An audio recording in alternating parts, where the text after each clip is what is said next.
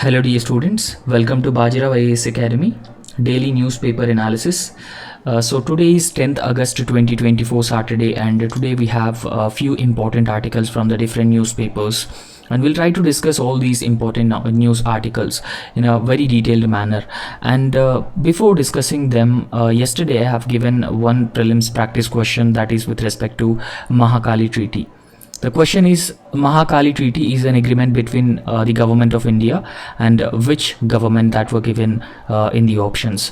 So correct answer for this question is option C, Nepal. Nepal is the correct answer, because with Nepal we have this Mahakali Treaty agreement, and this is with respect to the river water sharing between India and Nepal. So it is very important. And when we talk about the Teesta River, and Teesta River, as of now we don't have any agreement with the Bangladesh, rather it is a river water sharing dispute between India and Bangladesh. However, both countries have been trying to come to an agreement over the water sharing of Teesta River, and we all knew about Brahmaputra River. Brahmaputra River is a water dispute between India and China, and similarly Indus Water Treaty is a water treaty between India and Pakistan. So you just remember all these things, these are important for your examination.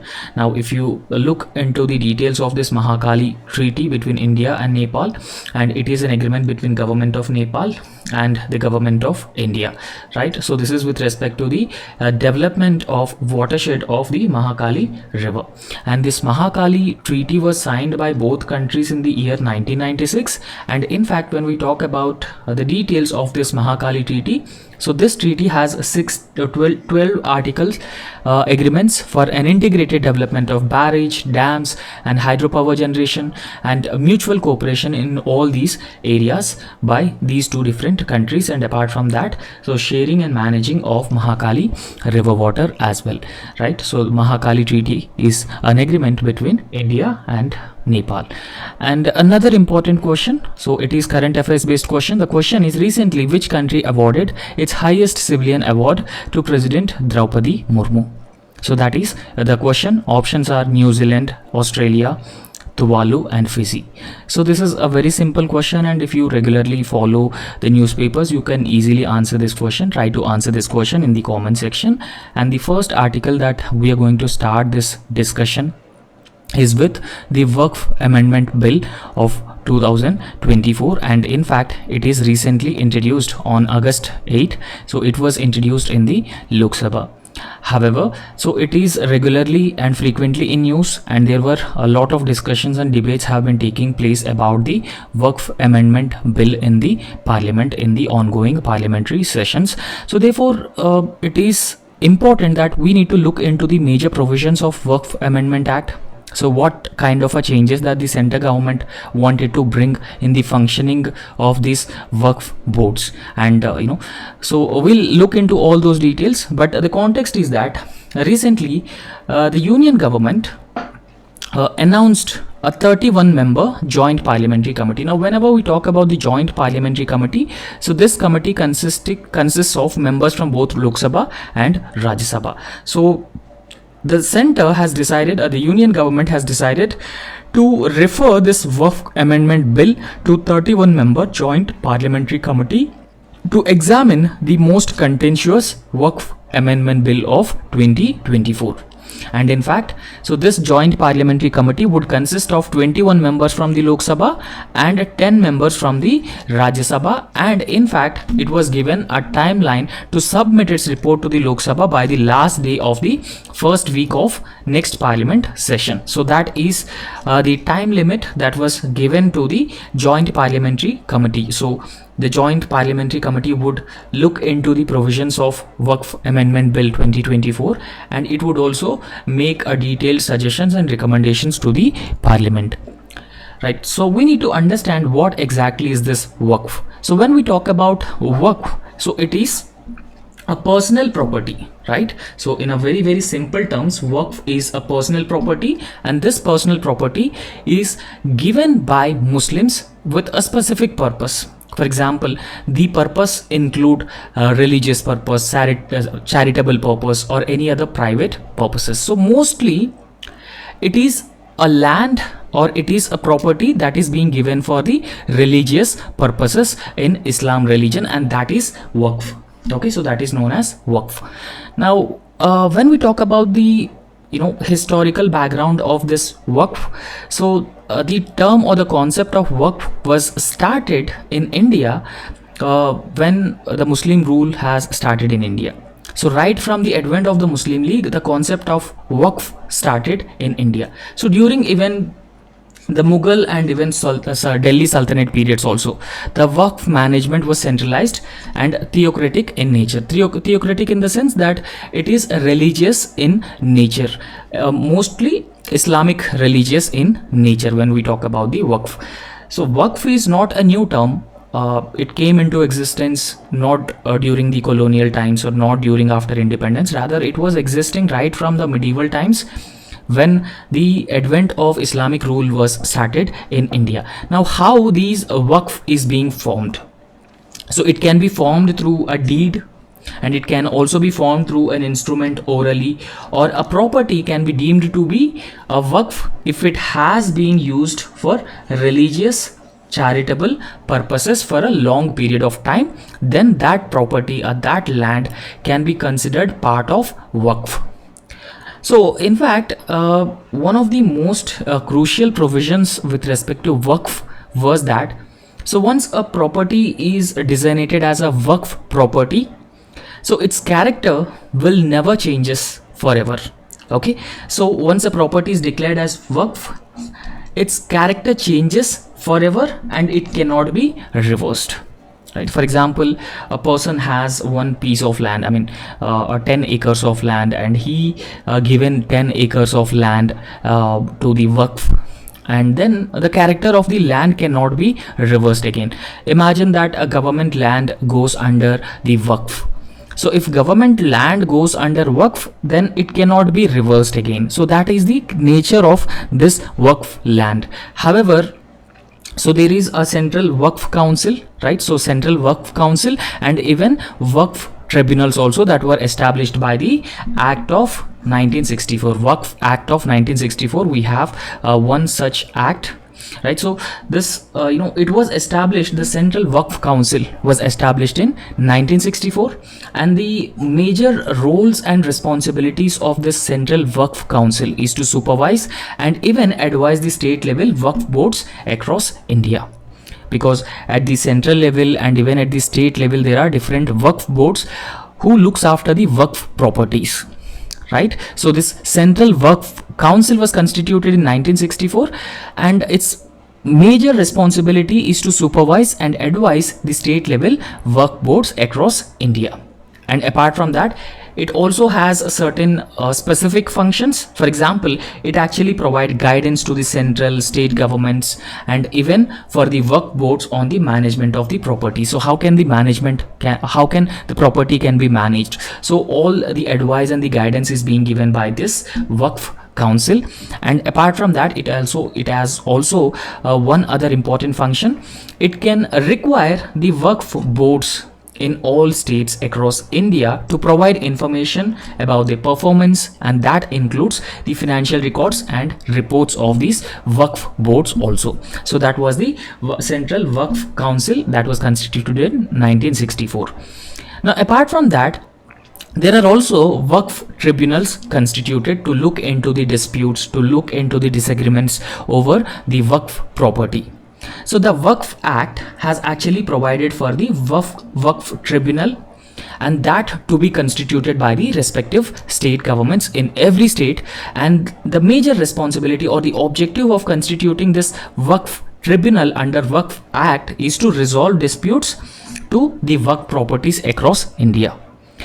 However, there was Waqf Act of 1995, and it has included section 6, and this section 6 of the Waqf Act, the tribunal decision would be taken as final, and in case of disputes regarding the property status as waqf status. Now when we talk about the composition of the members of this waqf tribunal, it consists of 3 members, and among these 3 members, a chairperson who is a state judicial officer and not below the rank of a district judge. sessions or civil judge.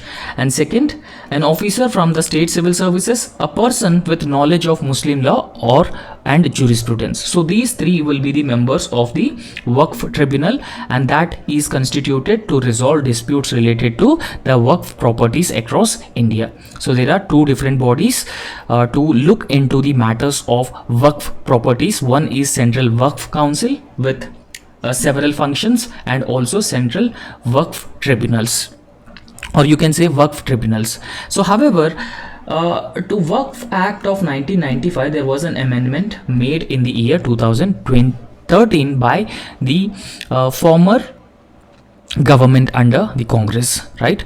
So UPA government, UPA 2, you can say that UPA government has amended the Waqf Act 1995 in the year 2013. So according to this amendment, there are new provisions were added. So they include the authority of Waqf boards across different states. These the authority further included to designate a property as Waqf property. So they can designate a property as the property of Waqf, and in fact there will be an imprisonment, a prescribed imprisonment of up to 2 years for the encroachment of the Waqf property. So in case if anyone encroaches upon the property which is already designated as a Waqf property, so it could actually prescribed punishment. So for that encroachment it prescribed imprisonment, and it also explicitly prohibit the sale, gift, exchange, mortgage or even transfer of the Waqf property. So we can essentially say that the amendment to the Waqf Act 1995 has given more powers to these Waqf boards and included more stringent provisions to protect the Waqf property from the encroachment, right? So any property can be designated as Waqf property, right? So these are the powers were given to the Waqf Waqf boards. However, this recent amendment bill, the Waqf Amendment Bill of 2024, so this was introduced in the Lok Sabha on August 8, 2024. So 2 days back it was introduced. So through this the government wanted to amend the Waqf Act of 1995. It planned to amend the Waqf Act of 1995, and because of that reason there is an uproar in the parliament that the center has been taking away the powers of these Waqf boards. Right now, center has been concentrating powers of Waqf boards with itself, it further weakening the Waqf Act and the powers of Waqf boards. Right, so the Waqf Amendment Bill of 2024, so it was introduced in the Lok Sabha on August 8, 2024, and it amends the Waqf Act of 1995, and this act regulates the Waqf property in India. Because so as we have already understood what constitutes a Waqf property. Waqf property is any property, movable or immovable property, that is given for charitable purposes, religious purposes or any other purposes, and that property is considered as Waqf property, and the character will never changes, or character changes and it cannot be reversible again. So once it is considered as Waqf property.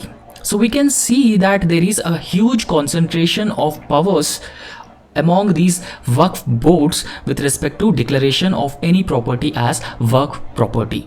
And that's why the central government has brought a new legislation to make sure that the Waqf boards would not function arbitrarily when it comes to declaration of any property as Waqf property, because there are huge lands which are concentrated with these Waqf boards.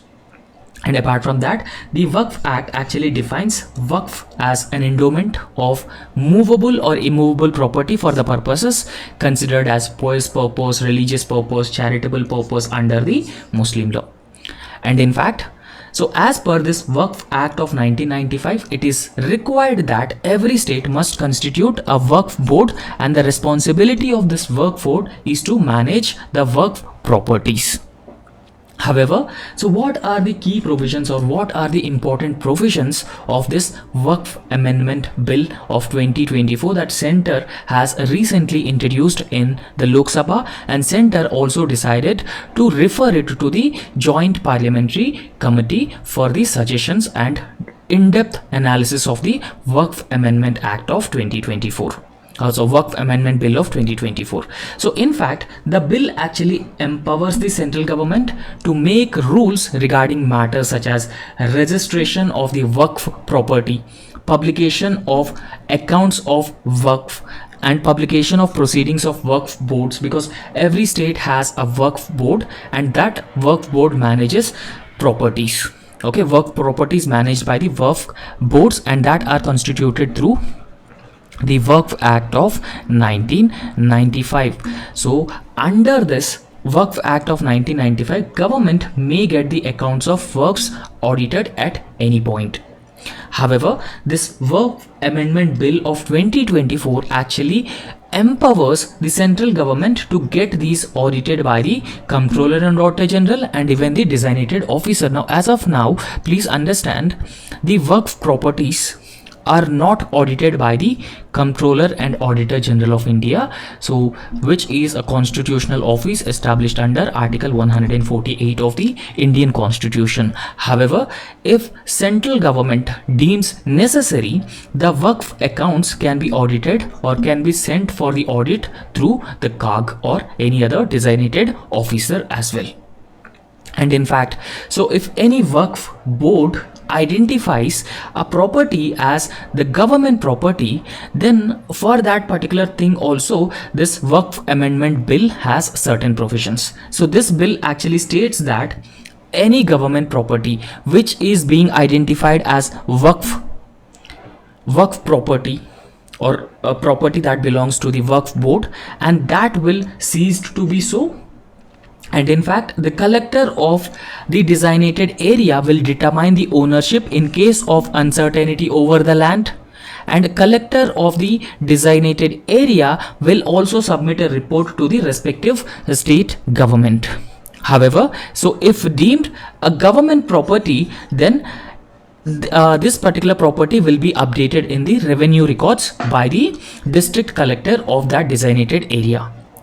Apart from that, this Waqf Amendment Bill of 2024 also has powers to determine if property is a Waqf property or not.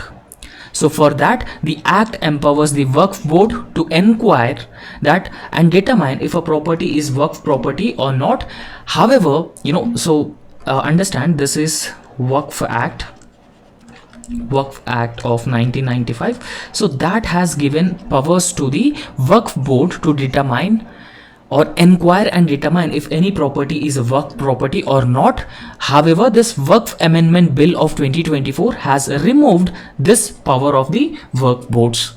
In fact, there were separate boards for Shia and Sunni communities, separate Waqf boards for Shia and Sunni communities. So the Act allows establishing separate Waqf boards for both Shia and Sunni sects if Shia sect Waqf constitutes more than 50% of all properties of that particular Waqf area, and even Waqf income of the total state, or Waqf income in the state. So then a separate Waqf for the Shia Muslims will also be constituted. And this Waqf Amendment Bill of 2024 has also provided for the separate Waqf boards for certain Muslim communities such as Bora and Aga Khani Muslim communities. So as of now, all these Muslim communities used to have one single Waqf board. However, this Waqf Amendment Bill of 2024 decided to constitute separate Waqf boards for different sects of Muslims such as Shia Muslims, Sunni Muslims, and Aga Khani Muslims and Bora sects of Muslims. And next important article is with respect to creamy layer, which is whether it is applicable for scheduled caste or scheduled tribes. The government decisions regarding the creamy layer. Now understand one thing, that what is a creamy layer? When we talk about this creamy layer, so creamy layer is a people from the backward classes, from the other backward classes, which are considered as creamy people, right? So those who are wealthy, those who have higher incomes, so they are considered as creamy people within the other backward classes. And also understand, as of now, this creamy layer criteria is not applicable for scheduled castes and scheduled tribes. However, recently Supreme Court has asked the central government to introduce the creamy layer for scheduled caste and scheduled tribes, so that the reservation benefits can be given to the least disadvantaged families within the scheduled caste and scheduled tribes. So in order to make sure that the reservation benefits are permeated to the least disadvantaged families, the Supreme Court asked Center to introduce creamy layer criteria in both scheduled caste and scheduled tribes. However, recently the Center has decided that the creamy layer criteria would not be applicable for scheduled caste and scheduled tribe quota. So what does it mean? If imagine the scheduled tribes and scheduled castes were covered under the creamy layer category, then those who are having more income and those who are living a better life, so they will be excluded from the reservation benefits, and the existing reservation benefits would be provided to the least advantaged or least advantaged sections within that particular caste. However, as of now, the creamy layer criteria has been extended for the other backward classes. The Union Cabinet on Friday has categorically asserted that the principle of creamy layer will not be applicable to the reservation for scheduled caste and scheduled tribes. Now, as of now, those families whose annual income is more than 8 lakh rupees, they were excluded from the benefit of reservation. This 27, we all knew that Mandal Commission has recommended 27% reservation for other backward classes in educational institutions and government jobs. And within OBCs, those families who have annual income of more than 8 lakh rupees, they will not be provided any reservation within this OBC criteria. Right, so it essentially means that excluding creamy people from the benefits of reservation. And even this 8 lakh income criteria is also applicable for the economically weaker sections, because 103rd Constitutional Amendment Act provided 10% of the reservation for the economically weaker sections in the progressive castes. So they are not socially and educationally backward classes, rather they are economically backward classes. However, the Supreme Court has asked the Center to introduce the same criteria within SCs and STs, because there is no such criteria among SCs and STs, right? So however, Center decided that we will not implement any such creamy layer among SCs and STs. Now, what is creamy layer as it was defined by the central government? So creamy layer essentially means that those families who have an annual income of about 8 lakh per year, they will be considered as the creamy layer criteria. And in fact, this income threshold is supposed to be raised every 3 years. Okay, so apart from that, so when we talk about this creamy layer, it was first revised in the year 2017 and more than 3 years now. So because the income criteria has to be raised, because the living conditions of the people changes, and that's why there is a need to revise the income criteria. As of now, it is just 8 lakh rupees, and the last revised criteria of income was 2017, and it was more than 3 years, but not yet this criteria is revised. However, so those children of government employees, the threshold is based on their parents' rank and not based on their income, right? So there are different criteria for the other backward classes, right? So if imagine that the parents of a child, the reservation for the children would actually be decided by the rank of their parents rather than the income. Okay, for instance, an individual is considered to fall within the creamy layer. That means an individual would have income more than 8 lakh rupees, right? So he would have income more than 8 lakh rupees if either of his or her parents is in a constitutional post. Okay, so constitutional post in the sense that A grade services, or we can say that a governor is a constitutional post. There are number of constitutional posts. So if either of his or her parents falls under this constitutional post or doing a constitutional post, so then the individual would come under the creamy layer criteria. So if either of parent has been directly recruited in a group A, or if both parents are in group B services, there are other criteria as well. So this is the creamy layer criteria. Okay, so in fact that no creamy layer distinctions would be applied within the quota of jobs and seats in educational institutions reserved for the scheduled castes. The center has decided that this creamy layer would not be applicable. Creamy layer will not be applicable for scheduled caste and scheduled tribes. So in fact, Supreme Court's judgment has asked the center to introduce creamy layer within the scheduled caste and scheduled tribes also. However, so this creamy layer principle was actually not part of the Supreme Court's recent judgment. So in fact, Supreme Court has not directly asked to introduce a creamy layer, not directly asked. So it was actually, not the principal judgment of the Supreme Court. Rather, the principal judgment of the Supreme Court is with respect to the subcategorization within the scheduled caste quota. Right, so it said subcategorization within the scheduled caste quota. On August 1st, Supreme Court had ruled a 6:1 majority judgment, and in this judgment, the Supreme Court has asked for the subcategorization within the scheduled caste, not even scheduled tribes also. Right, so it has asked for the subcategorization of scheduled caste. Now, remember one thing: other backward classes, we have discussed this subcategorization before.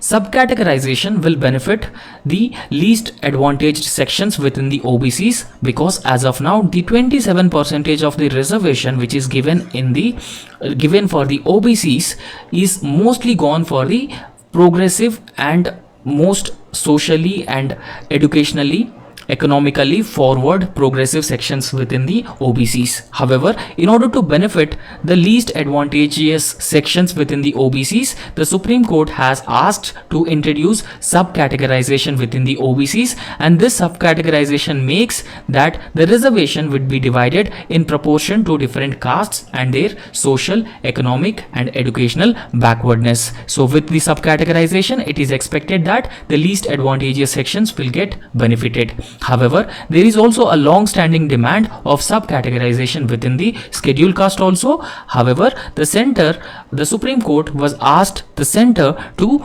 decide on the subcategorization of the scheduled caste also, so that the reservation benefits of 15% to the scheduled caste will not be gone to the only one caste within the scheduled caste, because there are few progressive castes within the scheduled caste also, and most of the reservation benefits are given to the most progressive castes within the scheduled caste. However, again it is expected to benefit the least advantageous sections within the scheduled caste. And also remember, the center has already constituted the Justice Rohini Commission for the subcategorization, for the purpose of subcategorization of OBCs, and we could expect that the center would constitute another committee to find out the subcategorization, the need for subcategorization, because we need to have strong data and evidence for the subcategorization of the scheduled caste.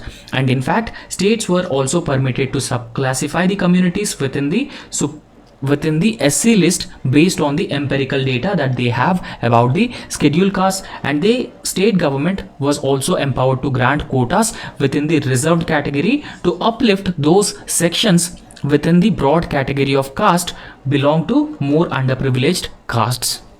So therefore, it is expected that such subcategorization will benefit the underprivileged sections within one single caste. And in fact, the Supreme Court has also asked states to must evolve a policy for identifying the creamy layer and also even among SCs and STs, and deny them the benefits of reservation in case the states identified those families who are progressive, who are better off compared to the other castes within the broad category of scheduled caste and scheduled tribes. However, recently a delegation of Member of Parliament met Prime Minister Narendra Modi, and they urged Prime Minister Narendra Modi not to separate or not to introduce creamy layer within the scheduled castes, because the Supreme Court has also asked to introduce creamy layer within the scheduled castes and scheduled tribes. So Prime Minister Narendra Modi agreed to the delegation of MPs, and he was committed, or the government was committed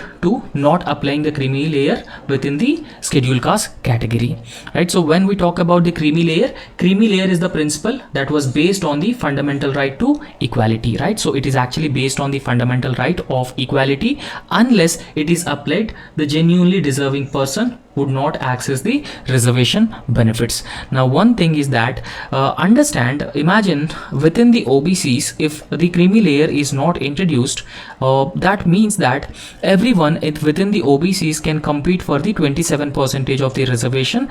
And within OBCs also there are certain progressive castes and also the underprivileged castes as well, and most of the 27% reservation benefits will gone to the progressive castes within the OBCs. However, so lesser benefits of reservation can be gone to the underprivileged castes within the OBCs. So that's why the creamy layer is very, very important to achieve equity in a real sense, not just equality but equity in real sense. However, the basis of exclusion should not merely be economic, unless economic advancement is so high that it necessarily means the social advancement. So right, so that is the concept of creamy layer.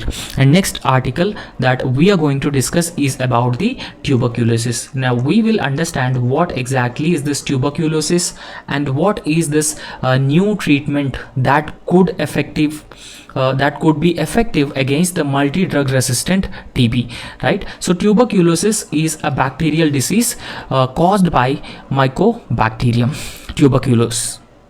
And in fact, in recent times, tuberculosis becoming more and chronic disease. I mean, chronic in the sense that it is a long-term in nature, and this chronic nature of this particular disease makes it patients use drugs for a prolonged period of time. And suddenly, if patients stop using drugs for this TB disease, then it will certainly have an impact on the tuberculosis bacterium, because there is a high probability that this tuberculosis bacteria would develop the antimicrobial resistance over a period of time. And then if a patient uses drugs again, those drugs would be ineffective, and that even leads to the mortality or morbidity of people who are infected with the tuberculosis. And that's why a new treatment is found out, and that treatment could effectively deals with the multi-drug resistant tuberculosis and extensively drug resistant tuberculosis patients, right? So we will understand the context of this. Context is that India is getting ready to roll out a BPEAL, or it is also called as bedaquiline, pretomanid and linezolid. Okay, so that is BPAL regimen, and in a very short form it is known as BPAL regimen. So this BPAL regimen treatment will effectively deal with the two types of tuberculosis. So one type of tuberculosis is multi-drug resistant tuberculosis, and the second type of tuberculosis is extensively drug resistant tuberculosis. So therefore, we actually hope that this multi-drug resistant TB can be effectively tackled by this BPAL regimen treatment. However, the training for this new exercise is scheduled to begin this month. Okay, so in fact, training of healthcare professionals on how to use this regimen of drugs would be scheduled to begin on this month, and this is a significant move in the country's battle against multi-drug resistant or extensively drug resistant tuberculosis, with new drug regimen indicating a good result in countries such as Pakistan, South Africa and Ukraine. So India has been observing that this new drug has been giving some visible results, and it has also been tackling both multi-drug resistance and extensively drug resistant tuberculosis, and India also it is one of the major problem. So therefore through this BPAL regimen technique we could effectively deal with this tuberculosis and drug resistance that tuberculosis has been developing. Now we will briefly understand what is drug resistant TB. Now when we talk about the drug resistant TB, so antimicrobial resistance is one of the major problem that several countries have been facing.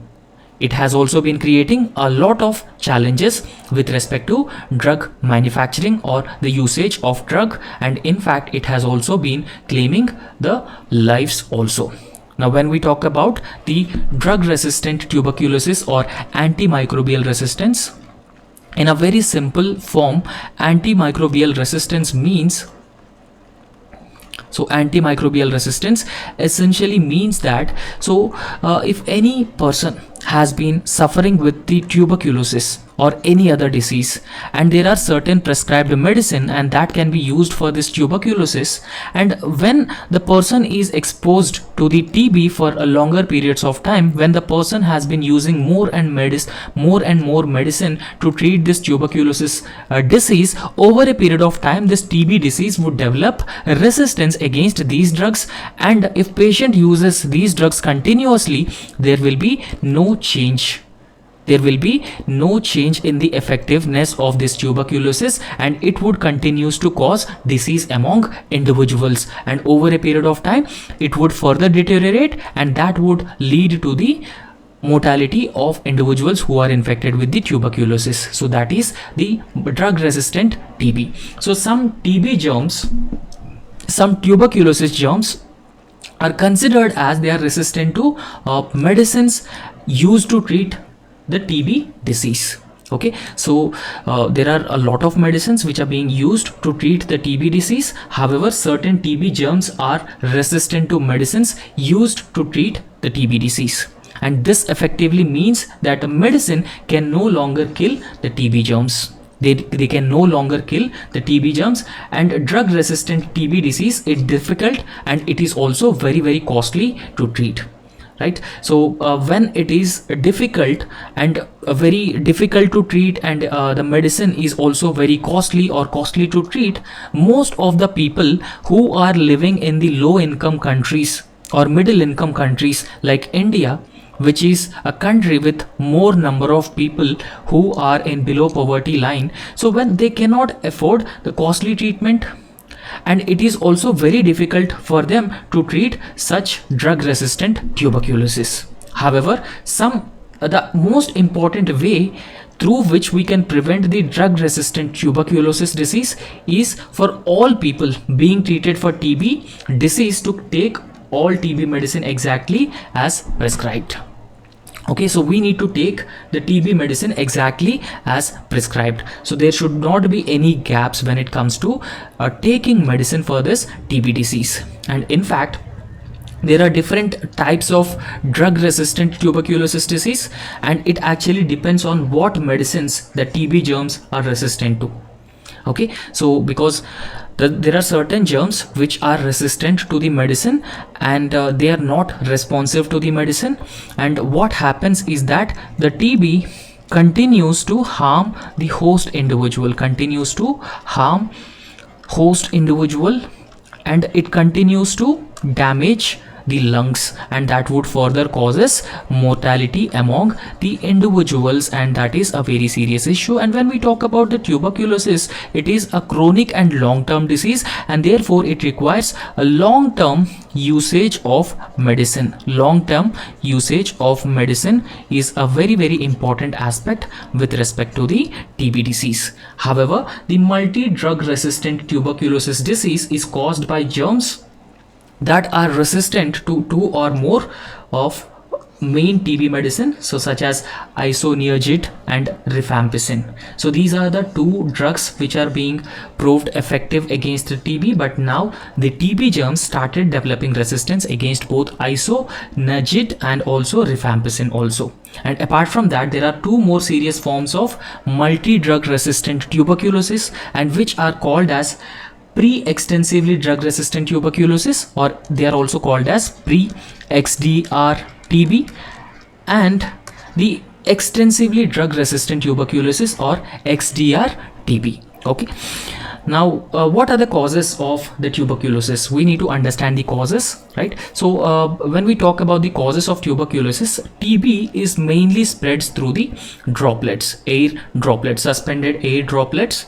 And imagine that an infected individual exhales and inhales air, and when he exhales the air, that would have the suspended droplets, and suspended droplets consists of this bacteria. And if any other individual comes in contact with suspended droplets in the air, then that particular would also gets this tuberculosis. So that is how the TB spreads, and it means that it is a contagious disease and it spreads from one person to the other person. So TB is spread through air from one person to the another person, and in fact, as I've already told you, that it is a contagious disease and that actually transmits from one person to another person.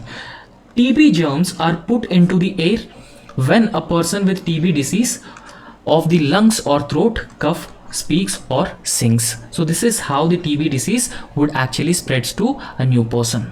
So these TB germs can stay in the air for several hours. Okay, so they can actually stay in the air for several hours depending on the environment. And in fact, TB germs are also more likely to spread in indoor areas or other places with the poor air circulation. However, when we talk about the prevention of the tuberculosis, of course, medicine is very important, but in recent times, TB disease or TB germs has been developing microbial resistance. So therefore, it becomes very difficult to deal with the tuberculosis, and that has resulted in extremely or extensively drug resistant tuberculosis, right? So XDR tuberculosis and MDR tuberculosis, right? So these are two different types of tuberculosis that germs have developed antimicrobial resistance against the tuberculosis. So therefore, even if you use medicines, there is no use for those medicines. Okay, so that makes a treatment very difficult. So you cannot easily give a treatment when the medicine is not that much responsive, and apart from that, it is also very costly to treat a disease, right? So all these problems that one person would face, so if he is infected with the XDR or MDR TB. However, when we talk about the prevention, the infected individual should not miss any doses, and they should not stop the treatment early. So that's how the TB disease or TB germs would actually develop the resistance. And apart from that, the healthcare provider, so if you are having trouble taking the medicine, you need to inform the healthcare provider. For example, if your medicines makes you throw up, you get a fever or develop rash, all these things, that essentially means that you should not essentially stop taking medicine. You should not there should not be any gaps in taking medicine, and that is very important, right? So a treatment duration for this particular we have discussed about this BPAL regimen, and this BPAL regimen treatment duration range would be around 18 to 24 months, a very long treatment duration. And this is one of the major problem that many people who are infected with the TB disease, they generally don't report because of the long range of this TB treatment duration.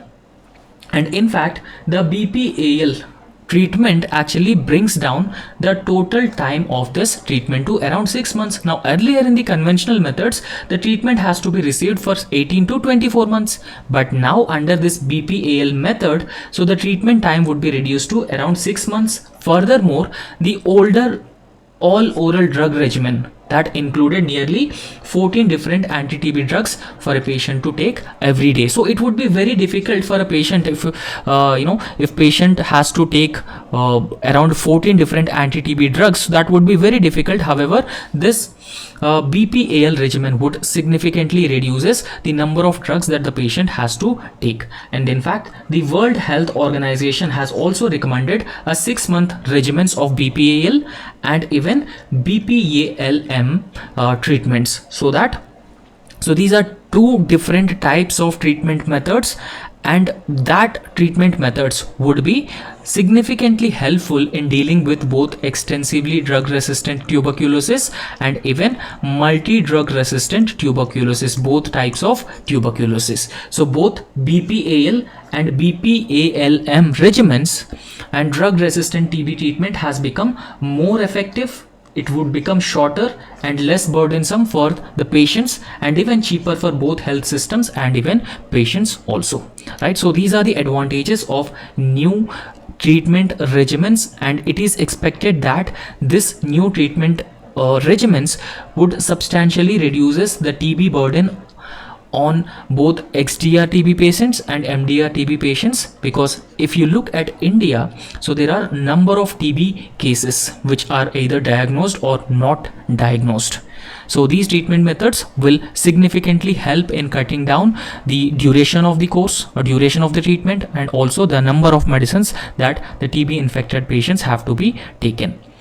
And today we have one of the most important practice question. This practice question is very important for your general studies paper 2, because such questions were previously asked by the UPSC and state public service commissions also, right? So polity constitution section of general studies paper 2, this is a very important question. The question is, the efficacy in the functioning of a parliament has decreased over the years, and you need to understand the statement and first explain the statement and also suggest some solutions for this.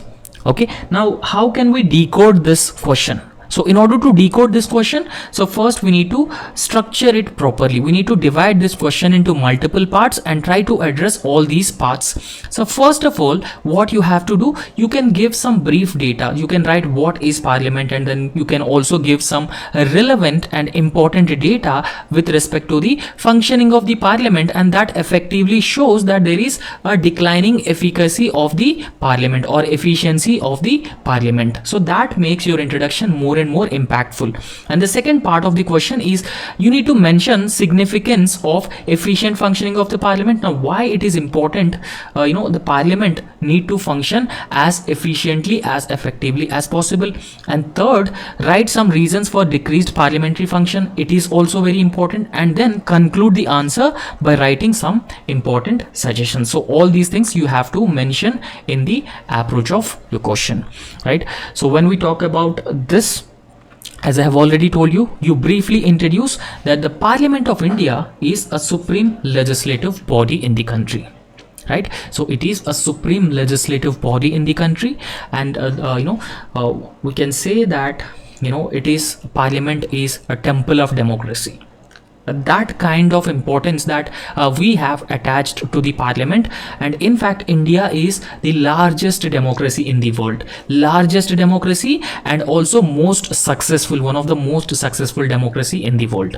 So therefore, Parliament of India is a supreme legislative body in the country, and also it is responsible for enactment of different laws, right? So because we have a functional, living constitution, and the responsibility of amending the constitution as per the changes that have been taking place in the society, and that poses new challenges, and that also creates new challenges and new requirements. So amendment of the constitution, enactment of the laws, so everything can be done by the parliament, and that is the importance of parliament in our country.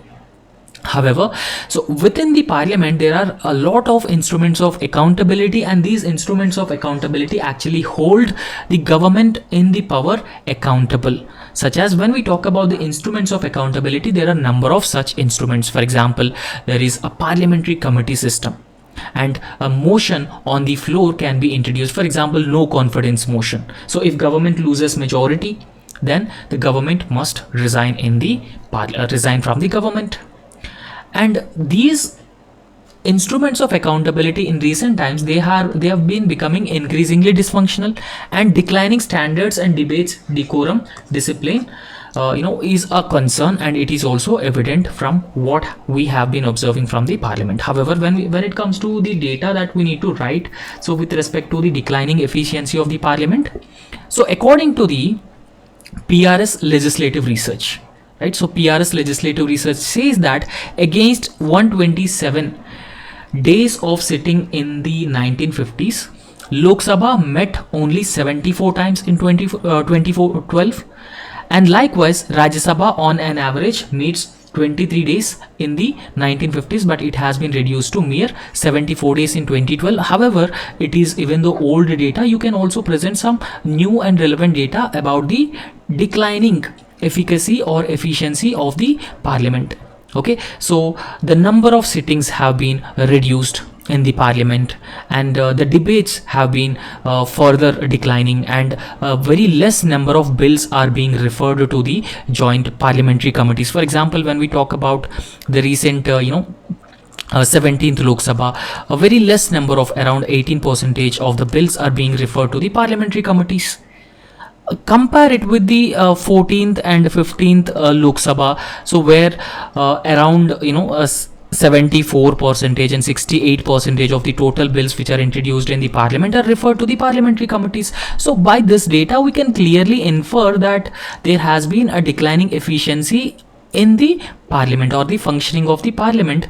However, we need to briefly understand the significance of efficient functioning of the parliament, and then we look into the reasons for that. Now, when we talk about the significance for the significance of efficient functioning of the parliament, is that Parliament of India is considered a very, very important structure for the functioning of world's largest democracy. India is the world's largest democracy, and parliament is known as the temple of democracy in India. So therefore it is very important that we need to have a healthy and functional parliamentary system. And in fact, it is a supreme legislative body because it enacts laws on different matters. It enacts laws and it amends the constitution, and it also controls the finances, and even it ensures the overall government accountability to the parliament with respect to discussions, debates, question hours are being done, adjournment motions are done, and 0 hours are being done, and even there are parliamentary committees, and parliamentary committees actually hold the government accountable. So all these things are being done.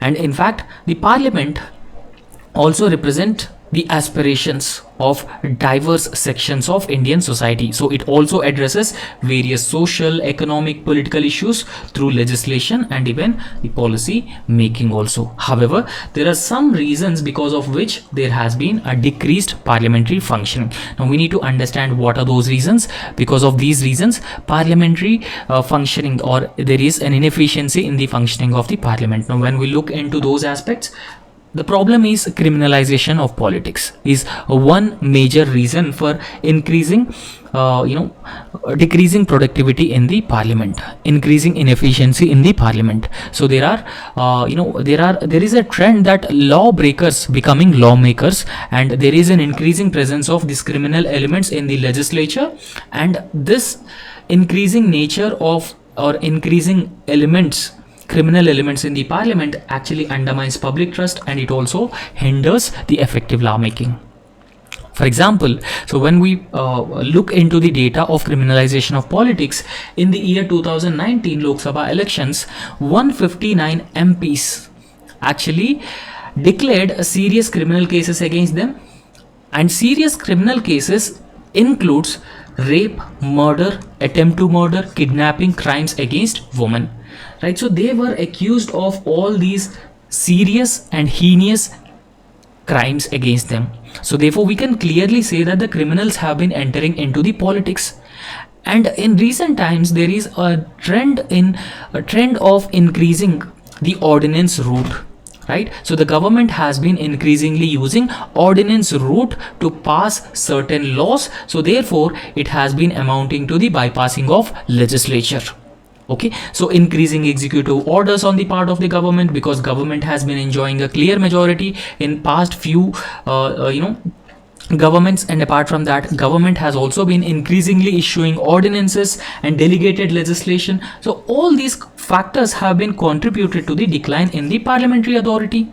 For example, the passing of the Citizenship Amendment Act and National Register of Citizens Act and even farm legislations through the ordinance route, or most of these legislations are not even referred to the joint parliamentary committees, and this referral of the bills to the joint parliamentary committees is very important. And today itself we have discussed this Waqf amendment bill has been referred to the joint parliamentary committee, that too because of the opposition strongly demanding the recommendation of such bills for the scrutiny of joint parliamentary committees. And in India, opposition lack numbers, so that makes opposition more and more weaker. So weak opposition in the parliament, either due to lack of numbers or due to fragmentation, it can lead to the inadequate scrutiny of executive and even decline of the parliamentary authority as well. So these are some of the problems. Because of this reason also there has been a weakening of opposition, and that has been further weakening, or that has been further leading to the